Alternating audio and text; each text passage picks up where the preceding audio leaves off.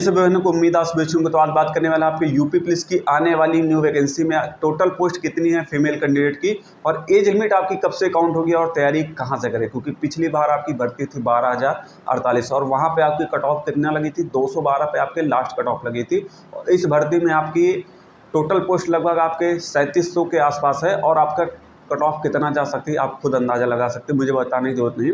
इसलिए आपको तैयारी अलग लेवल से करना पड़ेगा। ऐसा नहीं कि भीड़ एक तरफ भाग रही है तो वहाँ से पढ़ रहे वहाँ से पढ़ रहे, उससे कोई मतलब नहीं। आपके अंदर एक डर बैठ गया है कि वहाँ से अगर नहीं पढ़ेंगे तो मेरा सिलेक्शन नहीं होगा। ऐसा कुछ नहीं। आपको मैंने पिछली बार भी बताया था कि आपको अपनी अलग से रणनीति बनाना पड़ेगा। किताबों से आपको दोस्ती करना पड़ेगा, ऑनलाइन से पीछे आपको हटना पड़ेगा, तभी आप अच्छा कर पाए। क्योंकि ये जो भीड़ है आपकी वो ऑनलाइन के पीछे भाग रही है। किताबों को लोग छोड़ रहे हैं और ऑनलाइन पे ही डिपेंड है कि मुझे इतना पढ़ लिया तो मेरा सिलेक्शन हो जाएगा। तो ऐसा कुछ नहीं। आपको स्वयं से सेल्फ स्टडी करना पड़ेगा, अपने सेल्फ के नोट्स बनाना पड़ेगा, और रिवीजन करने का आपको खुद का तरीका होना चाहिए। दूसरों के तरीके से, दूसरों के टारगेट से आपका कुछ नहीं होगा। आप अपना स्वयं का टारगेट बनाएंगे, आपको कैसे पढ़ना है और कितनी देर आपको पढ़ना है, सब कुछ मैं आपको समझा दूंगा वीकली आपको शॉर्ट में। ये चीज़ें अगर आप फॉलो करेंगे और 1-2 महीने बाद आप स्वयं देखेंगे कि आपका रिजल्ट कितना बेहतर आने वाला है। तो सारी चीज़ें इस वीडियो में डिस्कस करने वाला हूँ, तो वीडियो के अंत तक बनेगा, आपको एक एक चीज़ समझाने वाला हूँ। पुलिस की अगर आप तैयारी कर रहे हो तो आपके पास एक चीज़ कंपलसरी होना चाहिए, प्रीवियस ईयर सॉल्व पेपर। क्योंकि प्रीवियस ईयर से ही एग्जाम का पैटर्न समझ में आता है कि हाँ किस लेवल से आपका एग्जाम हो रहा है। तो प्रीवियस ईयर के लिए सबसे बेस्ट बुक आपके किरण पब्लिकेशन की आपकी मार्केट में आई, जिसमें आपको 2006 से लेकर 2024 तक के जितने भी आपके यूपी पुलिस में एग्जाम हुए वो सारे सॉल्व पेपर दिए गए हैं। तो इसमें आपके टोटल 32 सेट है, आपको व्याख्या सहित आपको समझाएगा, क्योंकि AI इनेबल्ड बुक है। आपको बहुत अच्छे से आपको सोल्यूशन इसमें दिए गए। दूसरी बुक इनकी सामान्य ज्ञान की है, क्योंकि ये आपकी NCERT पैटर्न की आधारित किताब है, जिसमें आपके जीके की जो भी समस्याएं हैं, हिस्ट्री, ज्योग्राफी, वो सारी चीज़ें आपको इसमें विधिवत समझाया गया। और एक इनकी बुक आपकी सामान्य हिंदी की है, जिसमें आपको 5600 प्लस ऑब्जेक्टिव क्वेश्चन आपको इस बुक में दिए गए हैं।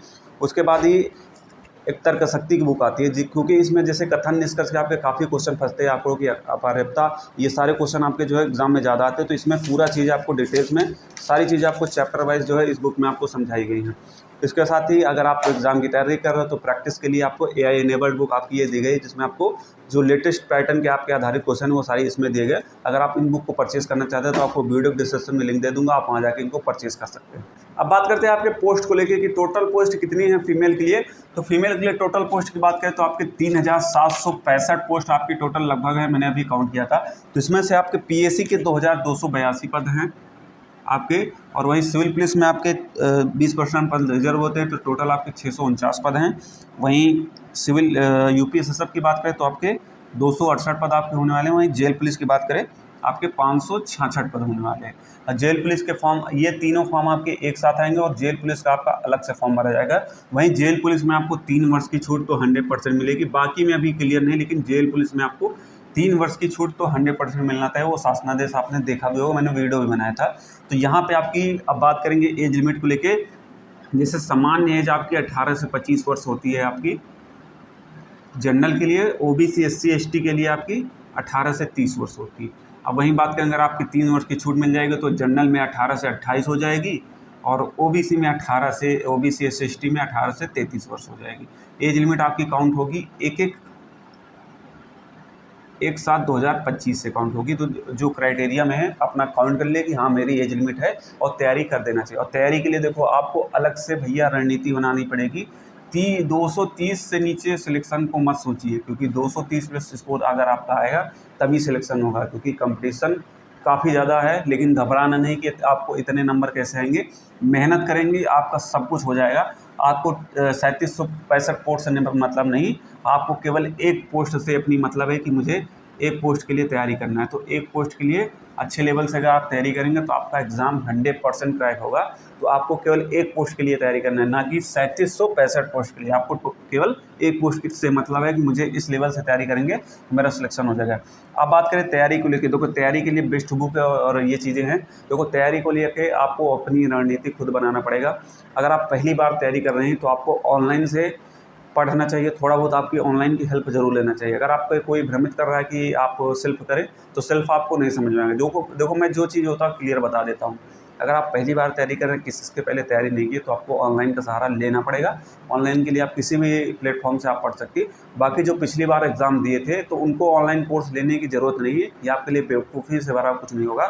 क्योंकि आपको पता है कि पिछली बार की क्या आपने गलतियाँ की थी, उन गलतियों पे आपको वर्क करना है। मॉक टेस्ट आपको देना है, अभी मॉक टेस्ट नहीं देना, पहले अपना रिवीजन सिलेबस कंप्लीट करें।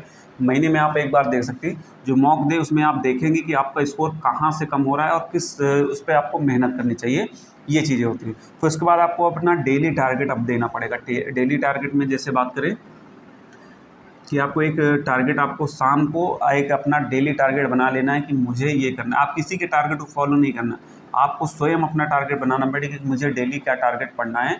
आपको एक दिन पहले लिखना है कि मुझे मैथ में ये चैप्टर पढ़ना है और रीजनिंग में ये करना है, जीएस में ये चीज़ पढ़ना है और हिंदी में ये टॉपिक पढ़ना है।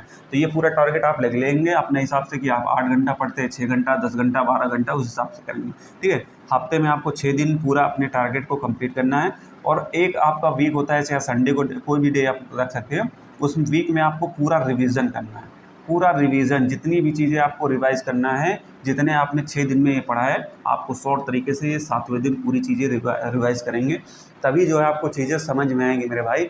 ऐसा नहीं है कि आप पढ़, तो भाई देखो पढ़ सब लेते हैं, लेकिन जब आप पढ़ते रहते हो लेकिन पीछे का भी तो भूलते रहते हो, क्योंकि आगे का पढ़े पीछे का भूल गए। तो पीछे ना भूले इसके लिए वीक में आपको एक बार रिवीजन करना पड़ेगा, तभी जो है आपको सिलेबस कवर होगा और आपको याद भी रहेगा। ऐसा नहीं कि बहुत लोग कहते हैं मैं पढ़ता हूँ, इतने घंटे पढ़ता हूँ तो नहीं याद रहता, सब भूल जाता हूँ। उसका कारण यही है, 6 दिन आप पढ़िए, 7वें दिन आपको पूरी चीज़ का रिवीजन करेंगे तभी आप बेस्ट कर पाएंगे। नहीं ऐसे आप पढ़ते रहेंगे सालों साल, सिलेक्शन नहीं होगा।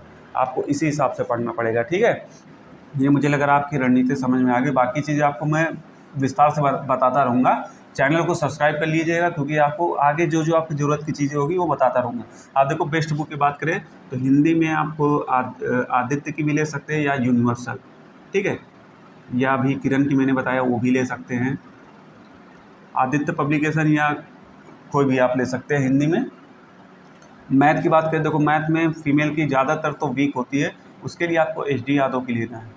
एच.डी. यादव मैथ आप ले लीजिए। बेसिक को आपको कॉन्सेप्ट को तभी कवर करना है, एच.डी. यादव बुक से लीजिए, सेल्फ पढ़िए। पहले आपको अपने हर चैप्टर के आपको फार्मूला वाले क्वेश्चन तो कम से कम क्लियर होना चाहिए, क्योंकि आप लोग यही नहीं पता होता कि फार्मूला क्या होगा। क्योंकि मैथ में अगर आपके 20 क्वेश्चन आए तो 20 क्वेश्चन में आपके 10 क्वेश्चन तो केवल फार्मूले पे होते हैं। जैसे फार्मूला आपका है, फार्मूले में वैल्यू पुट करना है, आपका आंसर होगा। उसके लिए बेस्ट किताब ये होगी। अगर आपका स्ट्रांग हो गई तो फिर आई यूथ की ले सकती हैं या किरण की जो प्रीवियस ईयर है एसएससी की, उससे अपना सोल्यूशन करें। रीजनिंग की लिए बात करें, देखो रीजनिंग में कोई भी किताब आपके लिए कंपलसरी नहीं है, क्योंकि रीजनिंग में मुश्किल से 7 से 8 ही चैप्टर ऐसे होते हैं जिनको आपको बार बार पढ़ने की ज़रूरत होती है। तो इसलिए बुक अगर लेना चाहती है नई बुक, अगर आपके पास कोई बुक है तो उसे पढ़िए, अगर लेनी है तो केपी सिंह ले लीजिए। केपी सिंह की बुक जैसे कि आपके एच.डी. यादव की बुक है, वैसे ही केपी सिंह की रीजनिंग में। और वहीं जीएस की बात करें तो किरण की आप ले लीजिएगा, बढ़िया किताब है, बढ़िया थ्योरी दी है। ये तो अगर आपके पास लूसेंट है तो उससे पढ़िए। उसके साथ ही एक ऑब्जेक्टिव बुक जरूर ले लीजिए, क्योंकि ऑब्जेक्टिव बुक से आपके क्वेश्चन काफ़ी फंसते हैं।